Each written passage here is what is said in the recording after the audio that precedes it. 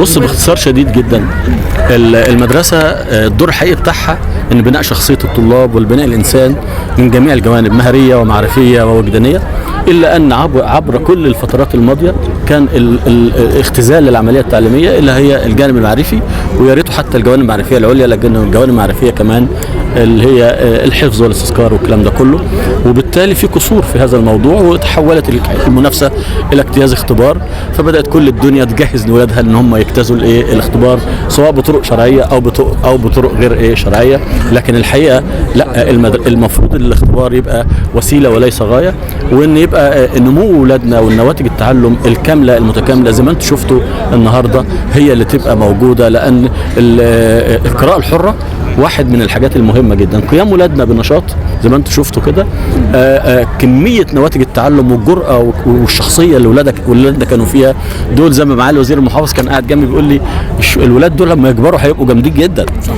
وهنا انا اللي بقول الطالب المصري لما بيلاقي فرصه ويلاقي عنايه زي ما انتم شفتوا كده، وده اللي زرناه وشفناه سواء بقى في المدارس اللي عندنا ستيم زي ما قلت، مدارس التكنولوجيا التطبيقيه. فواحد من الحاجات اللي احنا فرحتي انا شخصيا النهارده ان المدرسه تعود لوضعها الطبيعي الحقيقي. مهم جدا اولا زي ما انت شفتي ممارسه الرياضه، قبول يعني قبول المنافسه، الاعتزاز بذاته، فخور ببلده، استثمر قدراته كلها، تعدى حدود الكتب المكرره وليست الكتب بس فقط. فده لا، هو ده اللي هيعمل. انا بقول من شويه ان ممارسه نشاط ممكن تحقق نواتج تعلم اكتر من كتاب مكرر نفسه يعني. والجميل كمان ان الاهالي بقوا متقبلين الوضع، يعني لما يلاقوا اولادهم بيحضروا لمسابقه ولا المسرحيه ما يقولهمش لا روحوا ذاكروا، لا الدنيا بدات تبقى تتغير.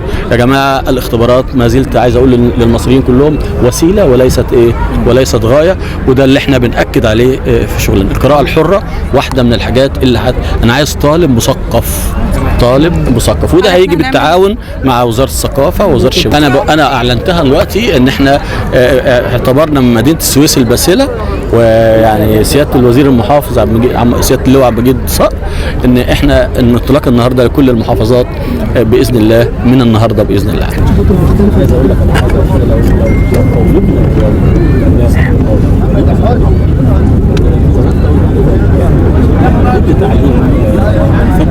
اهلا وسهلا بيكم الاول، وطبعا الترحيب وكل الترحيب والشكر والتقدير والاحترام لمعالي الاستاذ الدكتور رضا حجاز وزير التربيه والتعليم الفني على المبادره الجميله دي. هو الحقيقه كان في زياره عندنا قبل ذلك، وكنا تناقشنا في هذا الموضوع، وكنا عرضنا ان احنا كسويس جاهزين ان احنا نستقبل ده، كنا بنتمنى ده منه. والحقيقه هو خد القرار فورا ان نبدا الانطلاقه على مستوى جمهوريه مصر العربيه من محافظه السويس.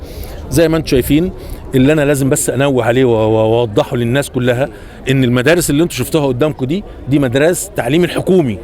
يعني علشان ما حدش يقول ده تعليم خاص، دي مدارس التعليم الحكومي، وده نتاج التعليم الحكومي.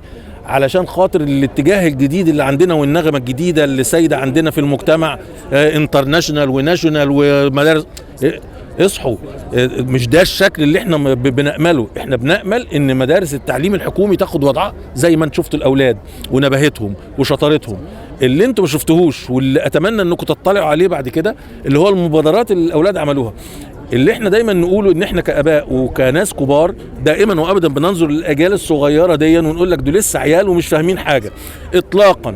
دول نواة قوية جدا لبناء المجتمع المصري. دول الواحد يموت وهو مستريح ان في ناس جديدة موجودة في مصر تبني مصر وتجري بيها. دول سرعتهم اكتر مننا، دول فاهمين اكتر من لما احنا كنا في سنهم، لان مجال الاطلاع والمعرفة عندهم اكتر مننا بكتير. فده اللي احنا يعني اعتقد ده الهدف الاسمى اللي طلعنا بيه من هذه المسابقة. الجزئية الثانية اللي احنا كنا بنتكلم فيها وكنت بكلم فيها معالي الدكتور رضا ان قصه مدرستنا، كلمه مدرستنا دي، قناه مدرستنا التعليميه، لازم كلنا ناخد بالنا منها، ولازم اهالينا كلها تاخد بالها من ان النهارده الولد بيروح سنتر تعليمي بيدفع فيه دم قلب اهله، وقاعد 300 بني ادم ومدرس واقف ساعتين يشرح له ل 300 بني ادم. حد عاقل رشيد يقول لي 300 بني ادم واحد واقف يشرح لهم ساعتين هيفهموا ايه؟ لكن النهارده عندك قناه مدرستنا دي، عندك قدره على انك تسجلها، عندك قدره على انك تخش عليها على مواقع التواصل الاجتماعي، تعيد الدرس مره واثنين وثلاثه واربعه وعشرة لغايه ما تفهم، واللي انت مش قادر تفهمه اسال فيه بعد كده. فوقه الناس لازم تخلي بالها ان موضوع الدروس الخصوصيه ده بقى موضوع سخيف، ما ينفعش نفضل نستمر فيه كده. وبناء عليه الفكره اللي قالها معالي الوزير اللي هي الانطلاق بالاولمبياد مدارسنا، اللي هو الولاد يخشوا في مجال المعرفه والثقافه، والولد يعمل مشروع والعيال كلهم انت بتفتح مدارك فوق المدارك المتفتحه اللي موفرها لهم وسائل التواصل الاجتماعي، اللي احنا بندعوه ان شاء الله في جميع المراحل القادمه لما نروح المحافظات الاخرى باشراف معالي الدكتور رضا حجازي، ان شاء الله الدوله تتقدم وتتطور احسن من اللي احنا شفناه دون عندنا. لان انا حاسس عندي في السويس ان خلقت حاله ما بين الطلاب وما بين المدرسين، لدرجه ان شفت المدرسه رقم 2 اللي طالعه بتعيط. انت متخيل الموضوع؟ يعني بيعيطوا. يعني ايه بيعيطوا؟ يعني وصل لهم الاحساس بالقيمه والقامه والموضوع كامل.